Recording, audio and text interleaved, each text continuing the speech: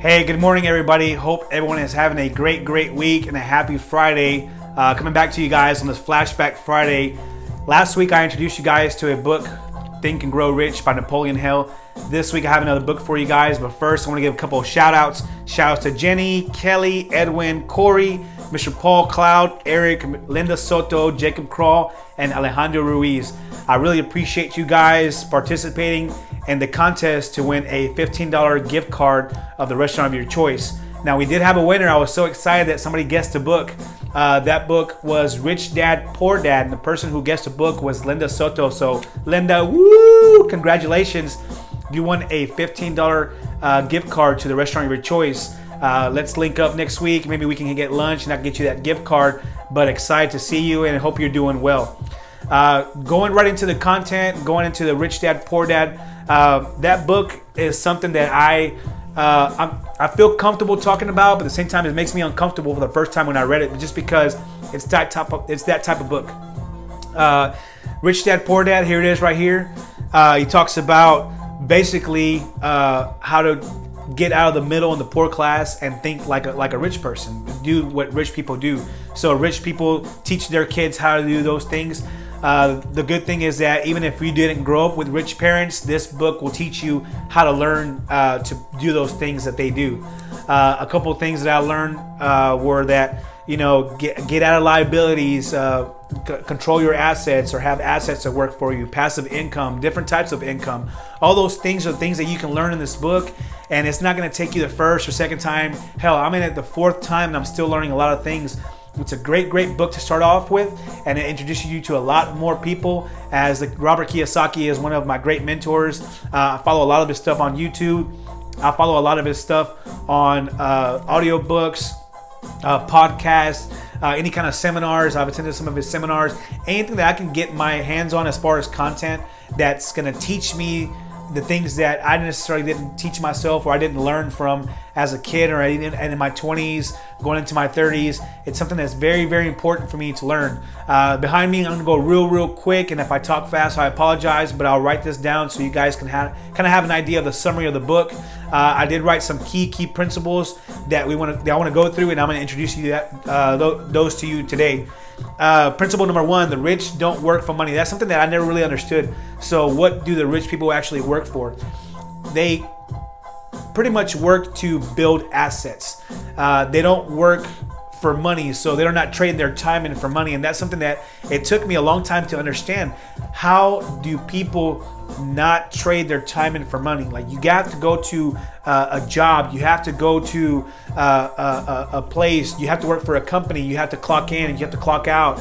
The only way I can make more money is by putting in overtime. Like, that's broke mentality. That's something that I had to figure out and break myself down and educate myself and fill my mindset with, like, man, like, so if I quit working for time, what should I be working for? So he talks about, instead of working for a paycheck, work for skill, or instead of working to earn, you work to earn.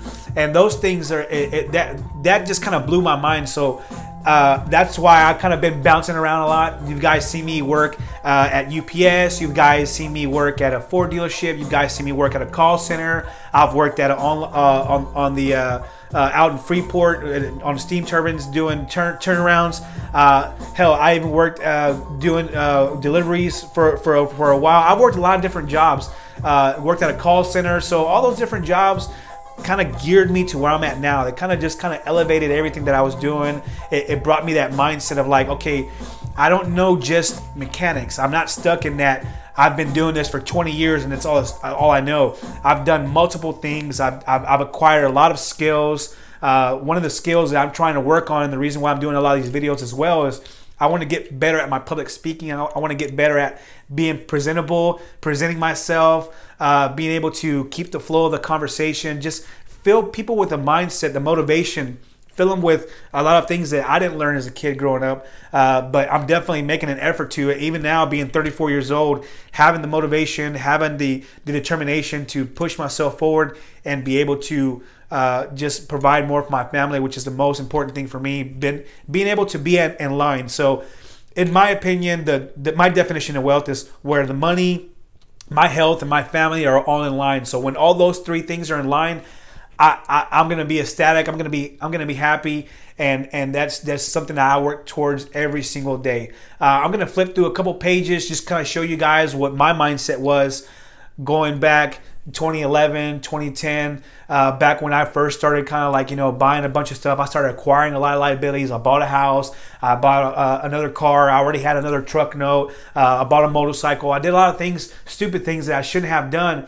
But I had to learn from those mistakes, and I learned very quickly. And it cost me a lot of the time and energy. That's something that I can't get back. So if you think about it, money comes and goes. You're going to lose money. You're going to gain money. And you gamble and you lose it. You fail. But one thing that you're never going to get back is time. And that's something that I'm just like, wow, like I've never had that mindset. I never thought about, hey, you know what? That's one thing I'm never going to get back is time. So I need to try to acquire as many assets as I can so I can have passive income, or I can be able to build wealth through another source of income and have different type of income coming in from different revenue streams of income. One thing I'm going to show you guys here real quick is you'll see this chart that I have. And by the way, I am going to take pictures of these to share with you guys so you can also see. But one that I want to share with you guys is my old cash flow quadrant, the way I used to think things were. So I'm like, this is S is for school. So I used to get good grades. Not really. I was a BC student. I got passed through chemistry and physics, thank God. Just barely scraping the table. I had to build good relationships with my teachers to kind of get that extra push and extra credit. Bringing them Burger King or something. But don't tell them I said that. I know they're out there watching. Go to school, go to college, find a job. So then you go from your school to your job. You have a job and you traded your time in for money.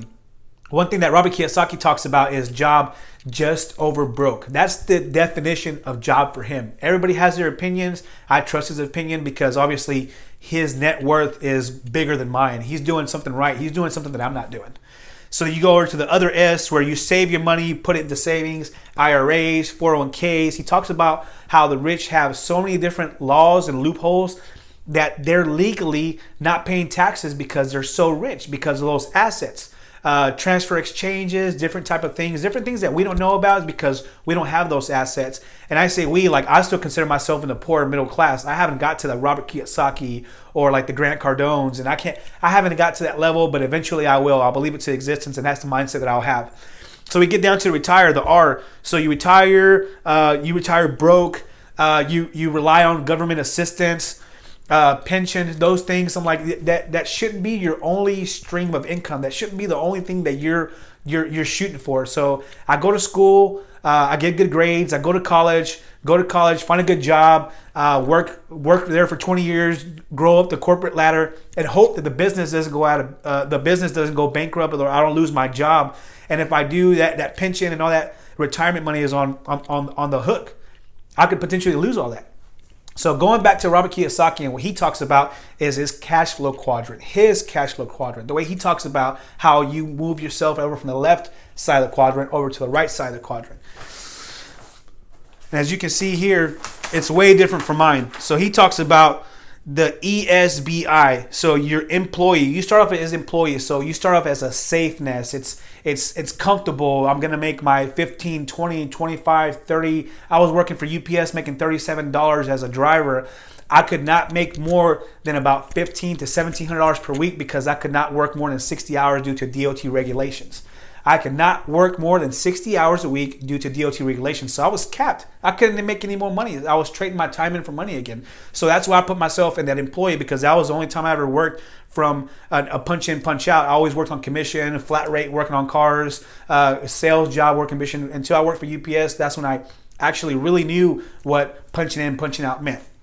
So going down to the self-employed, own a job. That's what self-employed means. I'm self-employed, so I own my job. I still have to look over accounting. I still have to look over operations. I have to make sure that all the contractors are in place. I have to make sure that all the bookkeeping is done in the background.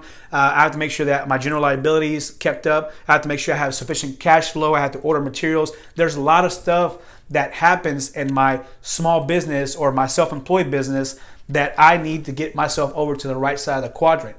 I'm going to get there. I'm working on it. It's a work in progress. We're all work on progress. But the big thing is to be knowledgeable about it and acknowledge the fact that you need to make a difference. So going over to the right side of the quadrant, so you go from employee to self-employed. So it basically, this is like where you own a job or you're a specialist, like doctors, nurses, chiropractors, those guys. If they don't work specifically in that job, they're basically owning a job. They're self-employed. So going from self-employed to a business owner being 200, 500 plus employees, you have managers, you have key persons in place, you have a lot of people that manage all that stuff, and you're basically just the owner of the company. That's where I want to get to. Obviously, that's where everybody wants to get to. Own a company or own something that they don't have to worry about all the day-to-day stuff. They have managers and they have people in place. They pay good money to keep the business running. And then eventually down at the bottom, you become an investor. So the investor part is something that you can go from this side to this side, and it's going to take some work. But the thing that I'm trying to do and I'm trying to build is also those assets, either with multifamilies, with properties, with homes. That's what he talks about, and it shows.